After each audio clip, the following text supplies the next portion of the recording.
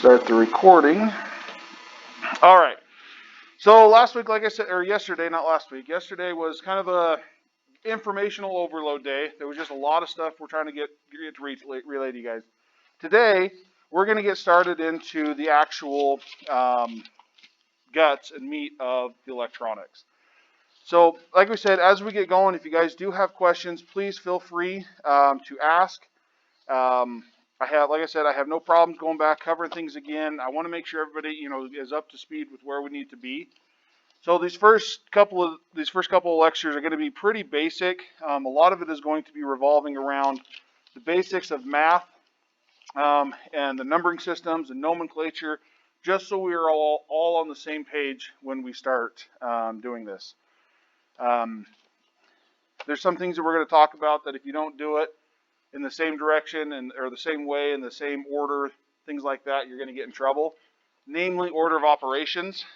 That's a big one for us. And we adhere to the same standards that the rest of the world does. So if you've heard of PDMAs, we're going to follow that same system. There is an order to the way things need to be done. All right. So before we get going, like I said, some of these are going to be kind of a little bit of a review. But I just want to make sure that at least we cover what we need to do and the basics. So who can tell me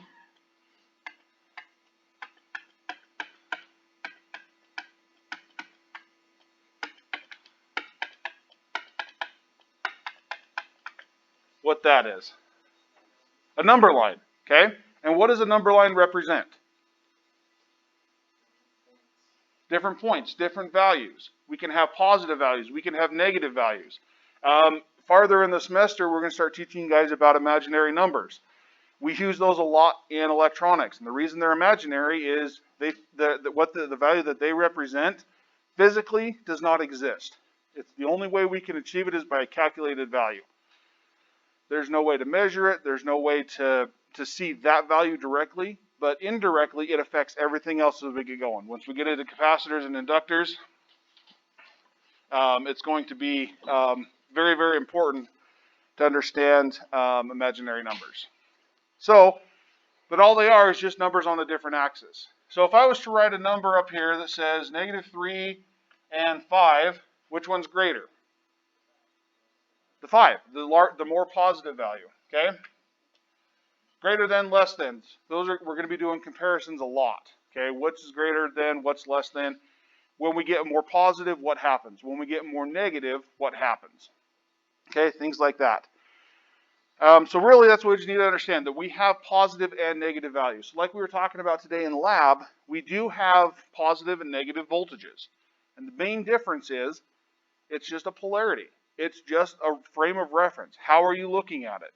Do you have a positive, negative voltage? Sometimes we'll take a system, we'll split it, and we'll have take 10 volts in, and when we get out, we have a plus 5 volts and a negative 5 volts. That allows us to have a better range and a better accuracy on some situations that we have, some circuits. We can also take it, we can put 10 volts into it, we split it up evenly, have a ground as a reference point, and now we have plus and minus 10 volts.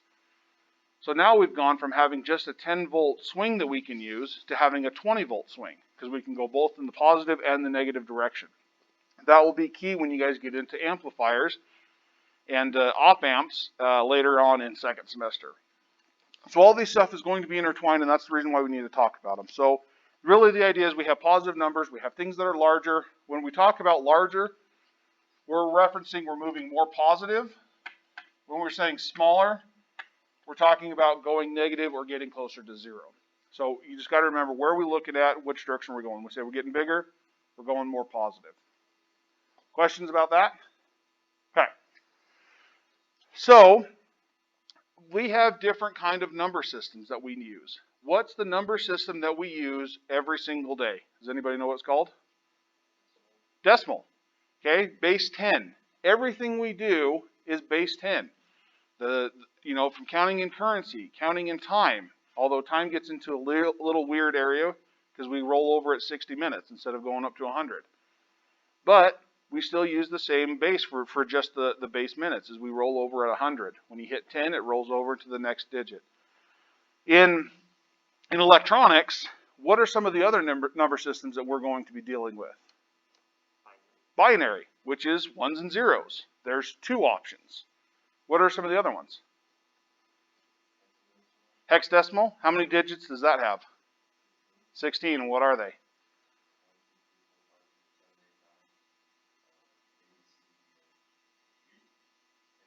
And 0. Okay? Does anybody know any others that we use quite frequently? We use ASCII, which is a version of hexadecimal. Okay? Octal, which is 8. A bit of information is 8 bytes. Okay? So we have all these different number systems, okay? And we will be in decimal, but there will be times we're going to be going back and forth. Depending on what language you're programming in, it wants commands to come in as a certain value. And you have to understand, how do I convert these numbers back and forth? We'll get into those just a little bit, but generally, you know, next semester, third semester, you guys will be getting into doing a lot of base conversions. So you'll be going back and forth from binary to octal, from octal to hexadecimal, you know, and back and forth. And each one of those characters represents a specific value. But just understand that we have those different options. All right. So in our decimal number system, we have 10 numbers that we can use. We have 0 through 9. We have different places. So if I was to write this number, and I said we want what's in the hundreds place. How many hundreds do we have? 1. Okay. What if I said the 10,000s place? We have 0. How about the millions place? 0. Okay. Everything has a place. And the reason why we harp on this too, not harp on this, why we bring this back up is because when we get into the other base systems, we still have the exact same options. In binary, the place values start out at 1. Then it goes to, then the next number rolls over, and then that value is 2. The value after that goes up to 4. The value after that goes up to 8. So in each of these digits in there, we have, if you have like a 1 in the 2's place, then it has a value of 2. If you have a 1 in the 8's place, your value is 8. If you have 1 in the 8, 1 in the 1, you have a value of 9. So it works the same way between decimal, binary, octal, other than these individual columns, these individual places, have different values. So we have 1, 10, 100, and 1,000. And like I said in binary, this is your 1s, this is 2, this is 4, this is 8. So even though we're changing bases on you guys, we're still following the exact same rules as we do when we're in decimal. Okay? So don't get too scared, don't get too frustrated when we start switching back and forth between these bases, because you guys know how to do them inherently. You may not know the places or be able to go quickly, but the format is the exact same. Okay? Any questions or concerns about those? Okay. Like I said, a lot of this stuff is just a review, and I just want to make sure we get everybody on the same page. So if you do have questions, feel free to ask. We also have the system for numbers smaller than 1. Which value is the 10,000th place?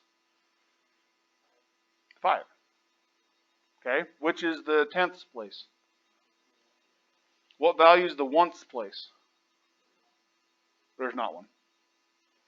So remember, oops, and that's going to happen a lot too, this thing will shift. This is the tenths, hundredths, and so on and so forth. There is no 1th place in decimal. I was just throwing out that out there for fun. Fractions and decimals, we're going to be converting back and forth a lot in between. There's some fractions that, you know, you'll just know inherently, 1/4, 1/8, 1/2. Those ones you can easily convert back and forth. What's the decimal equivalent of a quarter? 0.25. What's it of an eighth? 125. Okay? All these different things, we'll kind of start to recognize these patterns, but we have to be able to know how to go back and forth in between these two. Now, we're not going to necessarily go in and re-talk about how to convert, but we will be converting back and forth between fractions and decimals. A lot of times we're going to leave our answers in decimal form, And when we do, we're going to give it out to 3 degrees of accuracy. Okay? So 3 decimal places. I usually don't count these leading zeros just because this is really the number I'm interested in. Because if we had this number,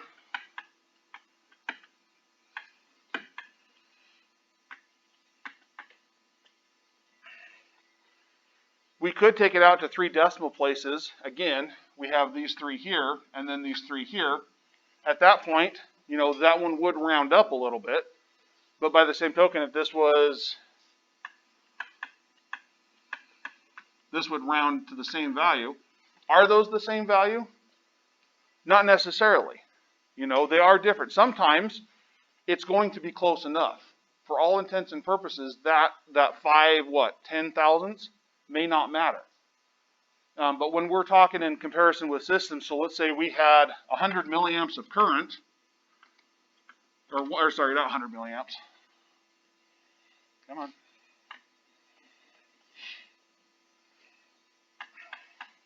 We had 1 milliamp of current versus 1.5 milliamps of current. Depending on our application, that 0.5 milliamps could be a lot. If we're amplifying a current, we run this through an amplifier, and let's say it multiplies it by 15 times. This becomes 15 milliamps. 1.5, we run it through the same amplifier. Oops.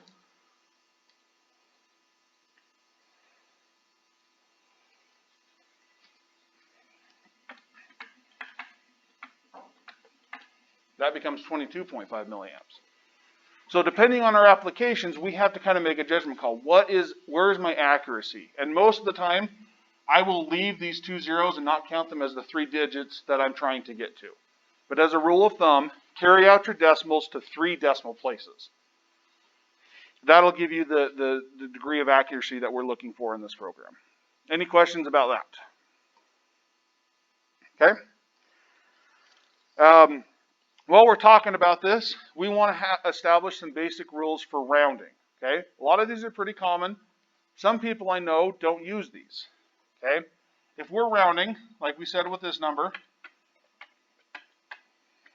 0.00156, and let's say it goes out to 792,001. Okay? If I wanted to round that number to 3 decimal places, where would you go? And what would you round to?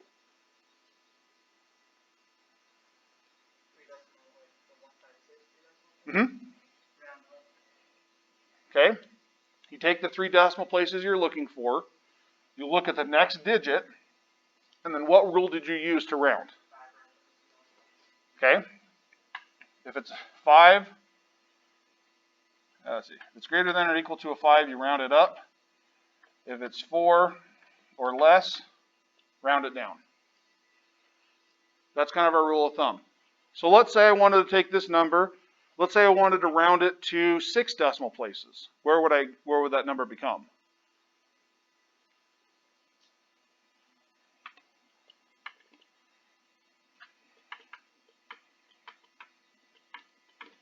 Okay, so if I wanted to go 6 decimal places, where would the line be to where I find how to round? After the 2. So I would take all this information, I would look at this next value. Based on our rule, do we round up or down? Round down, keep the same type of a thing. We don't add anything extra to it. So 6 decimal places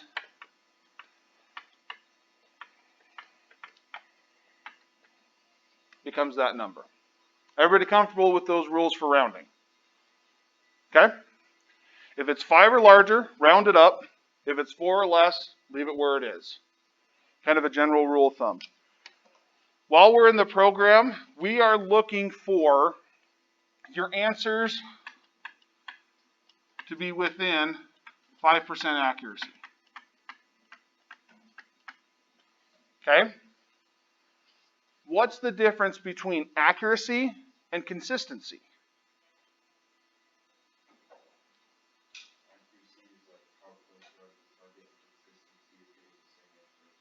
Exactly. Do we have any people who are target shooters, bow shooters, BB guns, anything? Sports, it's kind of the same thing.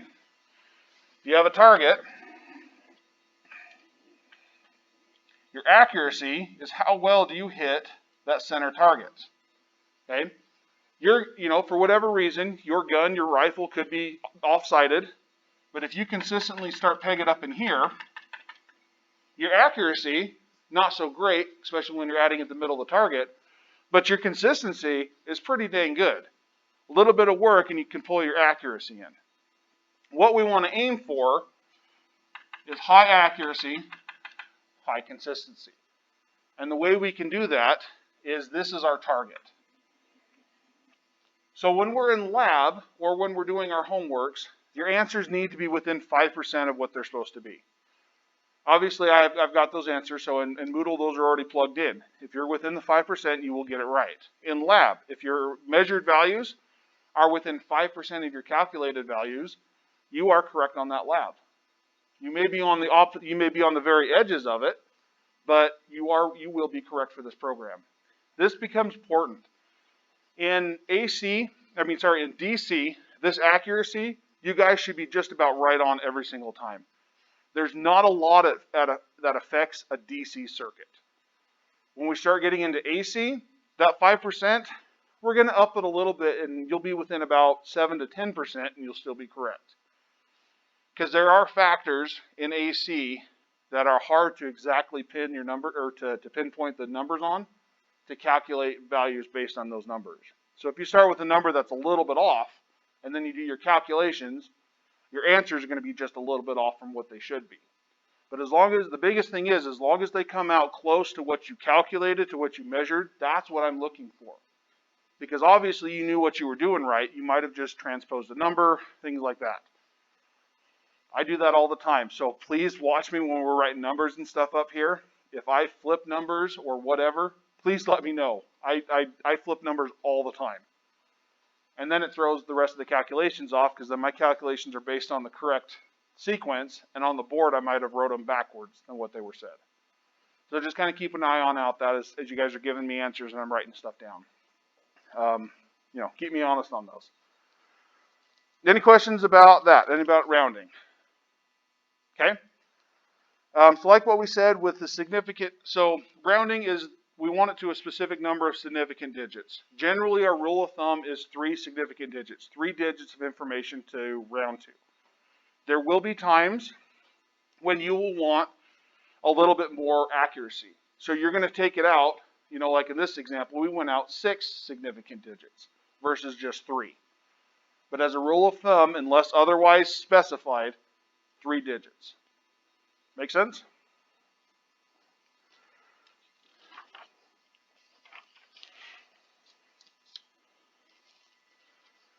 All right. Does anybody have a problem with signed numbers? Positive versus their negative counterparts? Does everybody understand what they are? All it is moving away from 0. So if you have, let's say we have +3 and -3. Okay? What's their magnitude? 3. Okay? Each of them has a magnitude of 3. It's just one is moving in the positive direction 3, one is moving away 3. So your magnitude in these numbers, they're going to be the same. They're just literally going different directions. And that's one of the important aspects to understand with electronics is that's the difference between positive and negative voltage. You have electrons moving this direction, you have electrons moving that direction. That's it. Positive and negative voltages are really easy. Okay, we good there? Like I said, a lot of this stuff we're kind of burning through. I just want to make sure everybody's up on the same page, things like that. Okay. The next thing we have to know is how do we add, subtract, multiply, and divide using signed numbers. Okay? So if we had 3 plus a -3, what's our answer? 0. Why? Because, you're adding a negative number, so in a sense, you're taking away from this value. So you end up with a 3 minus 3 equals 0. Because one of the things you have to remember too that's going on here that we just kind of interpret in our heads and we don't look at is we have a positive 1 being multiplied by a negative 3. That net result is a negative 3. So this value here becomes a negative 3. Okay? What if we had a negative 3 minus 3? Negative 6. So we're starting out with a negative number. We're making it smaller, so we're making it more negative. In this case, the magnitude's going to go up, but we're getting farther and farther away from our 0 point. One way to look at it for adding and subtracting numbers. One thing also be very careful of is this little guy right here, that negative. When you're multiplying and dividing and adding and subtracting, make sure you pay attention and don't lose these negatives. Because if you do, your numbers are going to be all sorts of jacked up. That's another thing I did when I was in schools. I would always drop negative signs. Just for some reason, going in from one line to another, that negative sign would magically disappear. And then everything would come out wrong. When the negative sign followed, everything worked out just like it was supposed to. Okay, so when we are multiplying and dividing, does anybody have any questions about adding and subtracting positive, negative numbers? Pretty easy. When we're multiplying, so we have a negative 3 multiplied by a 3. Oops.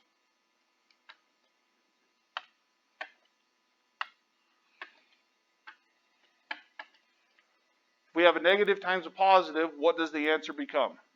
Negative. So this becomes a negative 9.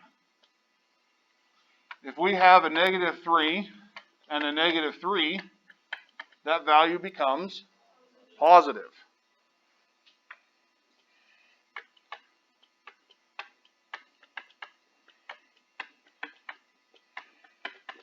Okay? What if we do that? Comes up negative. Why? Yep. Two negatives become a positive. The positive and negative become a negative. So the rule of thumb there, make sure you keep track of your negatives. If you have an odd number of negatives, your answer is going to be negative. If you type it into your calculator and it comes out something different, that's a flag for you to be like, oh wait, I did something wrong. I have 3 negative values.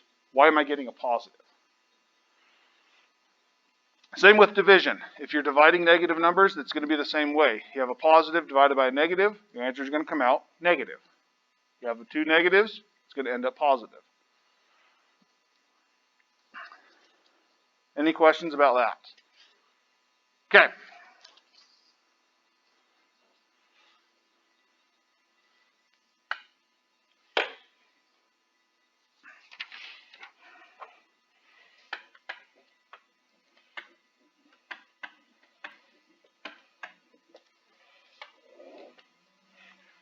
This is where people struggle. Okay? There is an established order of operations. Regardless of what Facebook likes to think, there is an established order of operations. This means you do them in this order.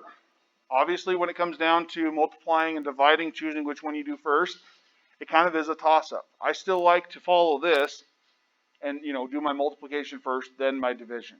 It just makes things in my head come out a little bit easier, but you could divide first if you wanted to. Okay, so what does this stand for? What's the first one, Zach? Parentheses. Come on. Okay, so we have parentheses are first. Anything that's encapsulated in a parenthesis, that operation gets taken care of first, even if it follows with an addition or subtraction. Parentheses are first. Okay, then what's the E? Exponents. So anything raised to a power afterwards, that is then done. What's next? Multiplication and or division. Those you can kind of do simultaneously. Then what's the last one? Addition and subtraction. Okay, a lot of times they happen at the same time. I usually will still add everything together before I do the subtraction. For me, it just makes more sense to do it that direction. If you follow these rules, you will get the correct answers. Usually in electronics, this right here is usually the first problem. People forget to take what's in parentheses first before they start multiplying and dividing and applying other rules to it.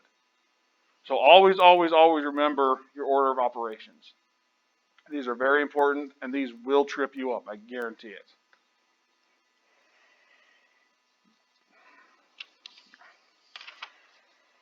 Okay, questions about that? Okay, everybody comfortable with using order of operations? If you get problems like that, you'd be able to do them. Okay, we will test some here in a little bit and see if you guys are up to the challenge, which I know you will be. Alrighty, some fun little tricks of the rules that we can get. These are going to come in handy when we start dealing with very large numbers, very small numbers. Some of these patterns you're going to see evolve really quickly, and a lot of the stuff is going to make more sense when we get into it. So we have powers of 10.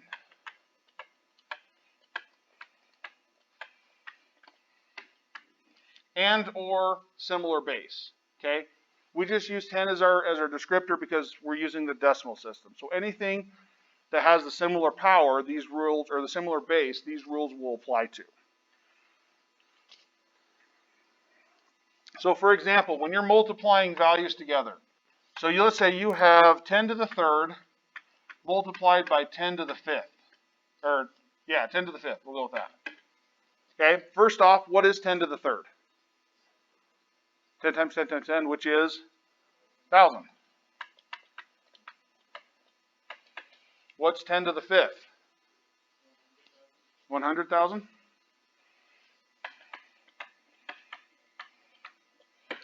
And then that value, if you take 100,000 multiplied by 1,000, is what?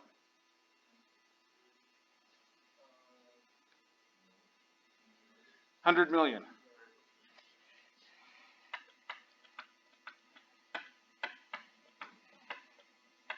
Oops. There we go. We'll squeeze the digits in there. So we end up with 100 million, really large number. Okay. Like I just did, is it pretty easy to drop zeros when you're writing that big of numbers? Okay. One of the tricks we can apply is if we're multiplying values that have the exact same base, we can take that base and transfer it across the equal sign. Okay. Then the powers, when we're multiplying, are going to add together. So in the end, 10 to the third times 10 to the fifth is equal to 10 times 3 plus 5, or 10 to the 8th. So the only problem with this board is that there's a couple spots in here I can't touch. It jumps around and does that funny stuff. So this works if we have 45. Okay, just for example, we had those numbers. This is still going to add.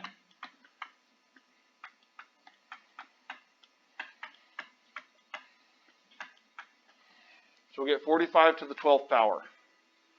So when we start adding and subtracting and multiplying these values, things are going to come out to where these are going to carry through. We're going to be dealing with values that are milliohms or milliamps, kiloohms. 10 to the negative third, 10 to the positive third. You multiply those together, just like what we did. If you have 10 to the negative third and 10 to the minus third, positive and negative, what do you end up with?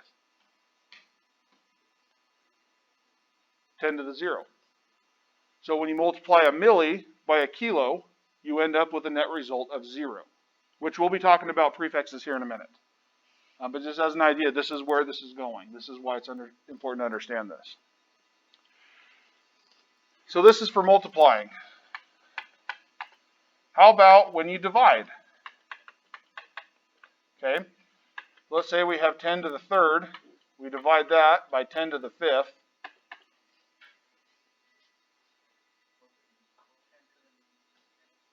They don't multiply, they subtract. Again, the base is going to carry over. It becomes 3 minus 5, which becomes 10 to the negative 2. So multiplication becomes addition of powers. Division becomes subtraction of powers. And like I said, this is going to become very important because this will simplify a lot of your calculations really fast when we start getting into these. Because when we start getting into engineering notation, we're going to be talking about things that are 10 to a third power. So 3, 6, 9, 12, so on and so forth, and then going negative 3, 6, 9, 12. When you start recognizing these patterns, your answers are going to start making a lot more sense. And that way, when you start questioning, did I even get in the right ballpark for my answer? First of all, check the units. Do these cancel out correctly to what you got? Or did you fat finger a button? Any questions with that? Like I said, this one's kind of a new, I don't know if it's for you guys if it's a new concept or not, but it's something to reinforce that this is a simplistic way of adding or of multiplying and dividing very large numbers. We good there? Okay. There's times when we want to convert numbers to different powers of 10. Okay?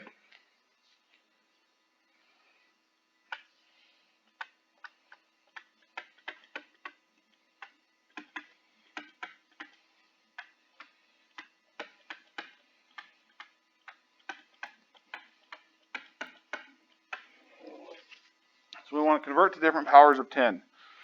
So let's say we have the number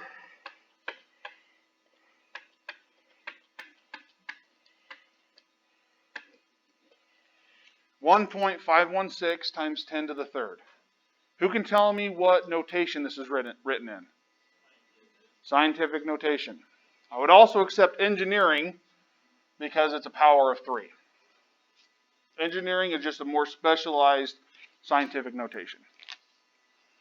So if we wanted to take this number and we wanted to convert it to 10 to the 6th, for whatever reason we need, our answer needs to be in 10 to the 6th. So we can compare two values.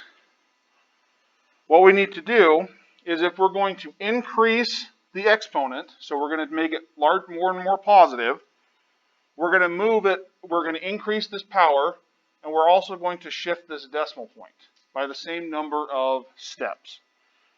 And we're going to do that to the left. So to make this bigger, we're going to shift the 3 to a 6. How many numbers do we have to go up to get there? 3. So we have to move this decimal 3 places to the left to match that. So we shift this over, and we end up with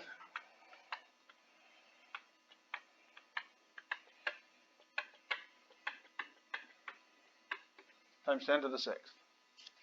Which does make sense because as we're making this power of 10 larger, this is the factor that we're looking at. This is the scale of how big or how many things we're looking at. This is the actual amount. So as our scale, we start zooming out, and it gets bigger and bigger, this number is going to get smaller and smaller. Just the opposite. If we wanted to take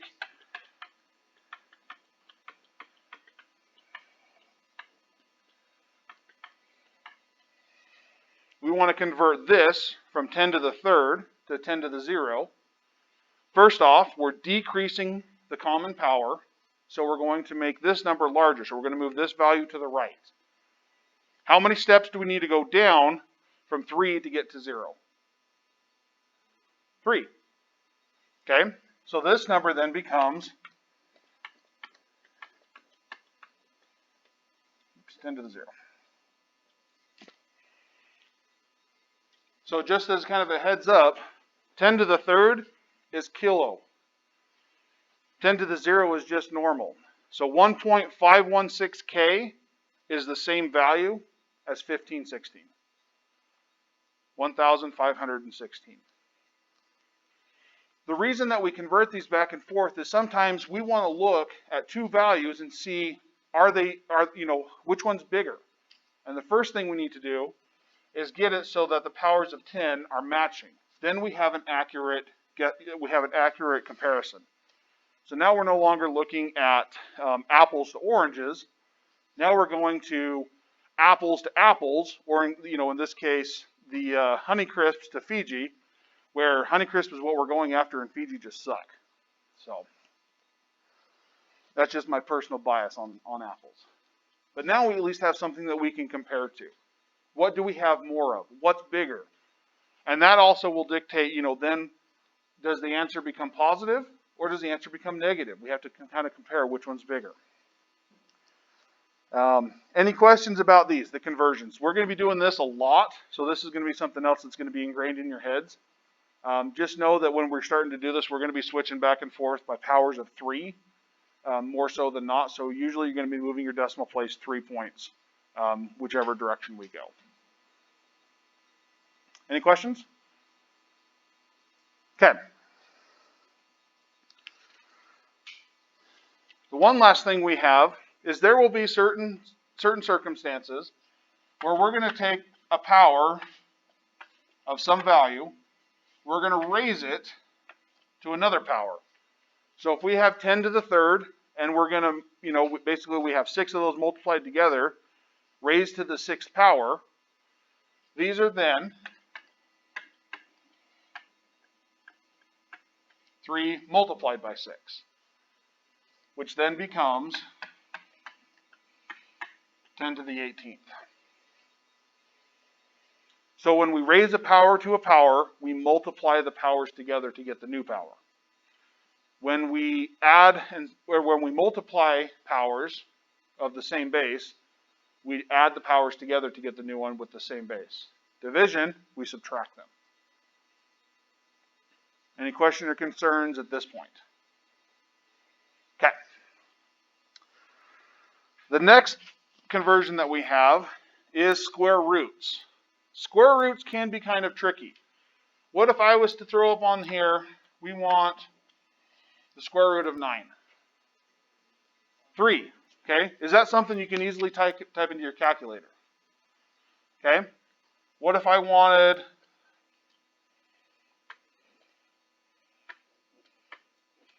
the cubic cube root of 9? 2, okay? Is this easy to do on calculators? Sometimes. What if I wanted the 15th root of 9? Is that something you could easily do on your calculator? Sometimes. Some calculators have this function, some don't. What if I was to tell you those are equivalent? A number raised to a fraction is a cubed root, is a root of that number. Okay? The third cubic root of 9, 9 to the 1/3.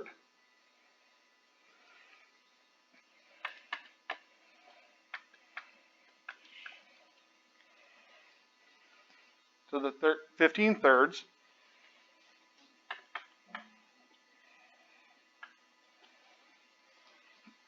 Sorry, I did that wrong.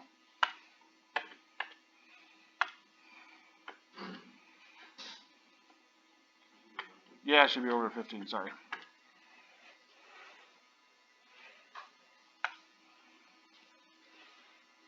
I had the 3 stuck in my head, that's what the problem was.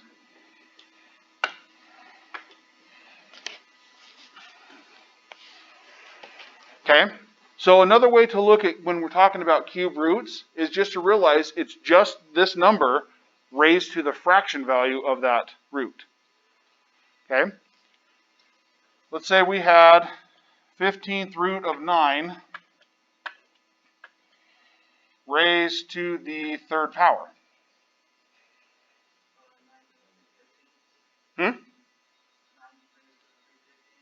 Yep.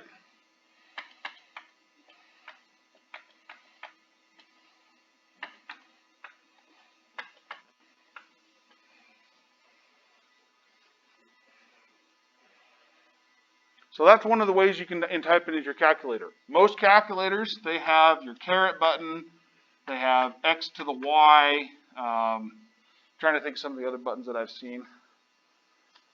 But they all have at least the option to raise any number to some other number. And if you convert it to a fraction, if your calculator won't let you type in the 15th root of 9, that's another way to do it. Plus, when you're combining these together, all those same rules still apply.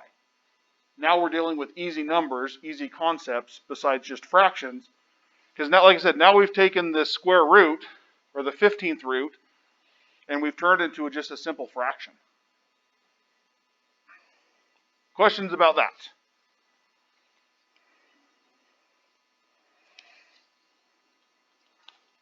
Okay. So now we're going to get into the next part of kind of the electronics part of the number systems. Go ahead and take one and pass them back.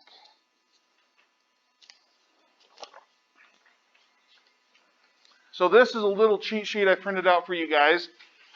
This is going to go through and explain a lot of the scientific notation, System International Units, SI units, that we use in electronics. There's a whole list that we use in the scientific community, so that way we can talk to each other and understand what we're saying. So when we say something is a volt, somebody in China is going to know the same thing. We're using the same measurements anywhere in the world. This is just a list, a lot of the ones that we're going to use in this class. And the reason I bring this up is because we want everything to be, matched. We don't want to just make up something here in Idaho that nobody else is going to know or understand. If we were, even if we were to go to another class, we could take these same values that we're going to use with, go to the College of Engineering, they would understand what we were talking about. Yeah. You got the seating chart. That's funny.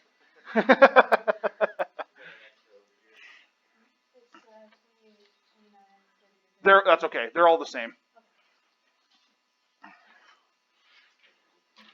Thought I had those taken out.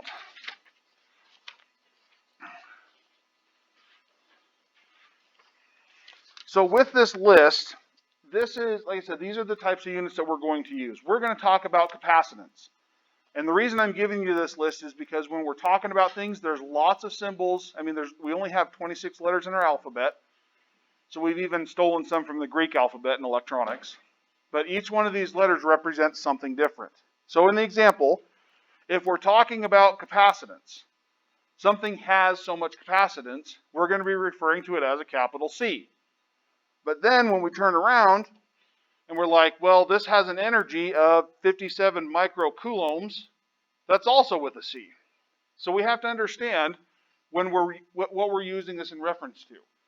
Are we in reference to a unit of measurement, or are we in reference to the actual item of whatever it may be?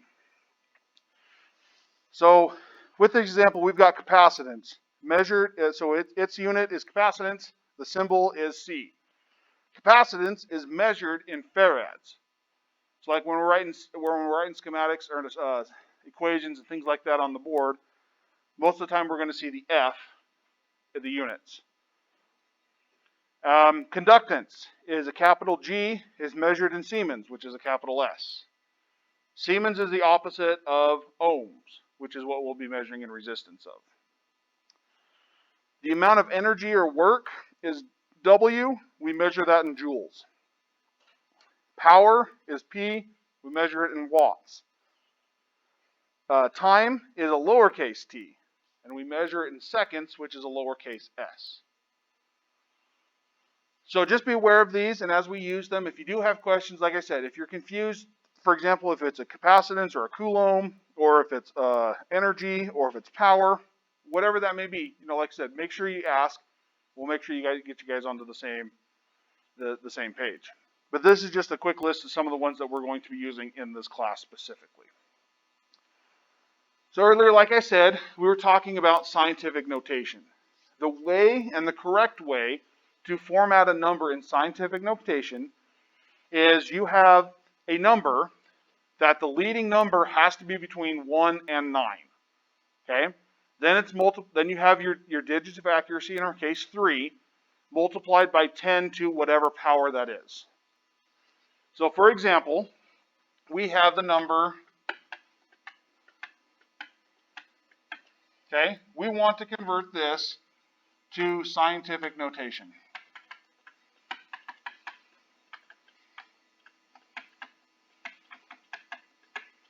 Okay? One thing I kind of didn't really talk about, but what is anything raised to the 0 power? 1. So this number we can convert and write it as 0.00621 times 10 to the 0. Right? We haven't changed the number. All we've done is given us a starting point. Scientific notation includes this value raised to a power, so 10 raised to some power, starting with a number from 1 to 9. So when we're converting this, we want to get it to follow those rules. So we want this to have our 6 is going to be our first digit. So if we want to convert this number into a power of 10, where do we move the decimal place to get there? 4 places. So then we have 6.21. Now we have to take into account that we moved the decimal place. So what do we need to do? Are we adding or subtracting? Think about the rules that I gave you for converting powers. We made it more negative. Holy crap.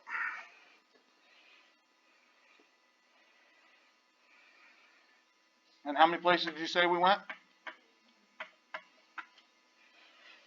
That number is now in scientific notation. Any questions about that? Or what scientific notation is? Okay, the biggest one that we're going to use is we're going to use engineering notation. Engineering notation is just a specific, specialized version of scientific notation.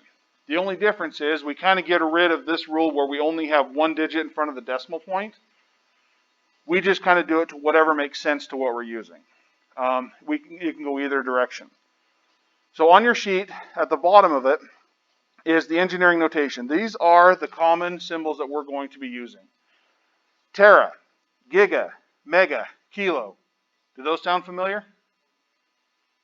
What's the first thing you think of when you hear tera?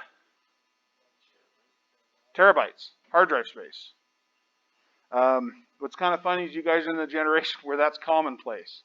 When I was growing up, we still had kilobytes, megabytes, flash drives. 256 megabytes was $60.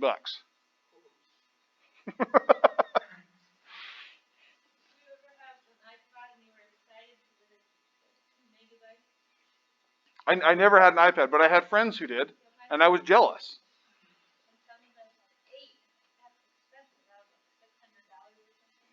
Yeah. Nowadays, this thing comes with 32 gigabytes built in, and it's $150. Costco, you can go buy a, what was it? A 5 terabyte hard drive, a little portable one, yay big, no power supply, for $110. You can buy an 8 terabyte it's a great big one with a big power pack. 3 years ago, the 5 or the 3s were the great big ones with the power packs. You couldn't get them any smaller. Something else that we're going to be talking about later is that phenomenon of memory. It's actually, it's fun. We're going to do a whole little experiment and have you guys get thinking about this. But the amount of memory, so it's called Moore's Law. The amount of memory that you have in the same physical space doubles every year and a half. That's actually starting to accelerate a little bit. It's also the physical size gets reduced by half for the same amount of memory. So every year and a half, it's going to the physical size is going to be cut in half, and the amount is going to double. So in a year and a half, I mean, right now 16 terabyte hard drives are out there. You can buy them for server racks. They're about $1,500 a piece right now, or more. Give it a year and a half, those things are going to be on the market for $200. You're going to go to Costco and be able to buy a 16 or a 32 terabyte hard drive for $110.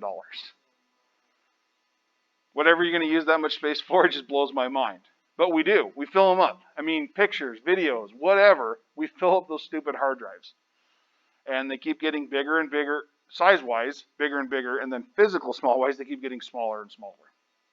That was one of the constraints we ran into up at ON, was we were getting down to the size where what we were dealing with was like 70 nanometers. I mean, itty bitty bitty bitty. You're talking about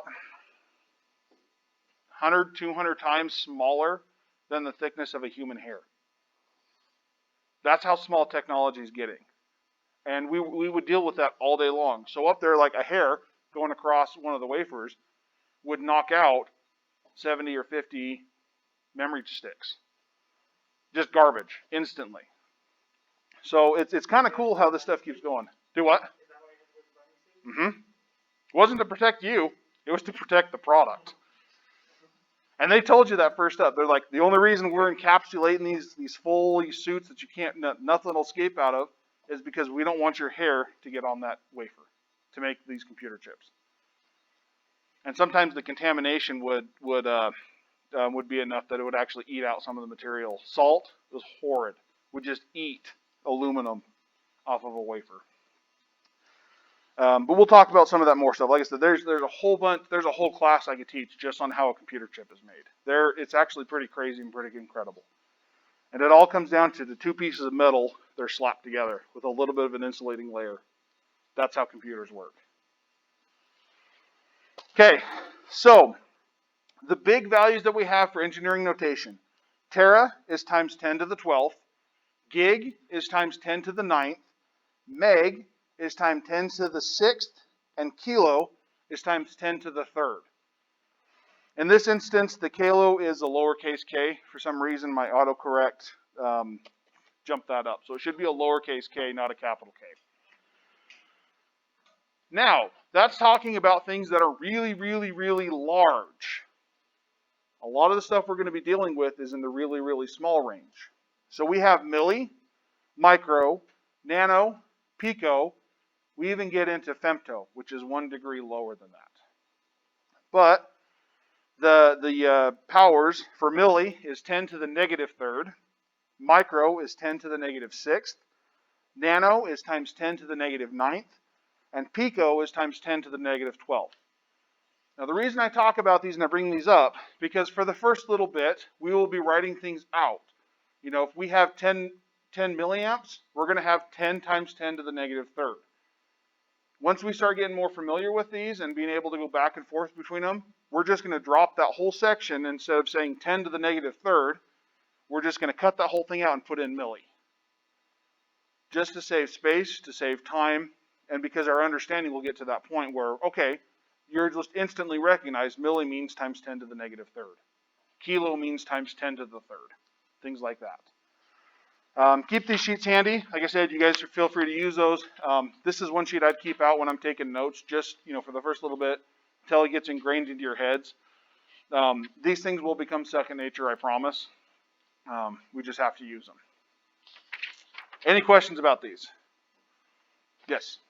I'm noticing that impedance, reactance, and resistance all use the same symbols in measurements. They do. Yes. So I don't know if you guys heard it, but the question was, why does impedance, resistance, and reactance all follow the same units? It's because they are the same. Resistance is the measure of resistors. Reactance is the measure of the opposition that a capacitor and inductor has. It's basically treated as resistance. But if you were to measure it, it's not there. This gets into the imaginary realm. Impedance is the combination of resistance and reactance. That'll be when we get into AC, when we talk about that, but that's why. They are the same, just for specific units. Or specific devices, I guess I should say. Any other questions to start with? Okay, same thing when we're converting. If we want to convert engineering notation into something different, so let's say we have ohms of resistance, but all the measurements that we are getting are in kilo ohms. We want to be able to convert those. So if we want to go, so say, let's say 10 to the third, and we have, so let's say we have 4.5 times 10 to the third ohms of resistance, and we have 102 times 10 to the 0 ohms of resistance, 0. We want to compare those and just see what is the difference.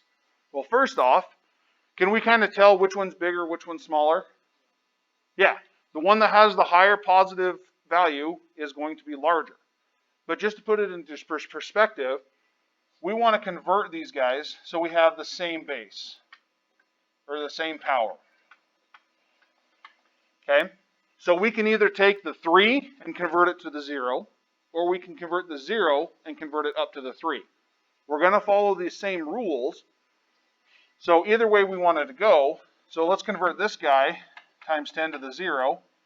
That becomes, we're going to move this guy down 3 places. So we're going to make this number bigger by moving it to the right. This becomes 4,500 times 10 to the 0. The other way we could look at it is if we want to take this guy and convert it up to a 3 into the kilo range, we're going to increase this value. So we're going to decrease this by moving the decimal place to the left. This becomes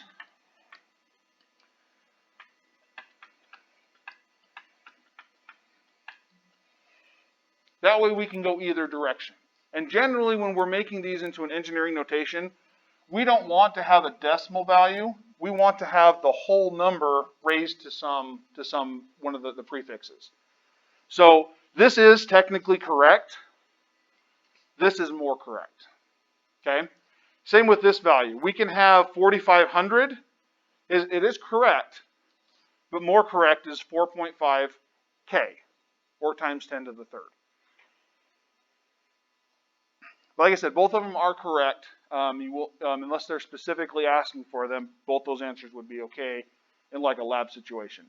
The test, however, it's going to tell you how it wants the answer. So that's one thing to pay attention to. All right, so we are right at our hour. So let's go ahead and stop here, and let's take a break. We'll come back in, and we'll get into the more of the heart and soul of what is electronics, electricity, and starting in with resistors.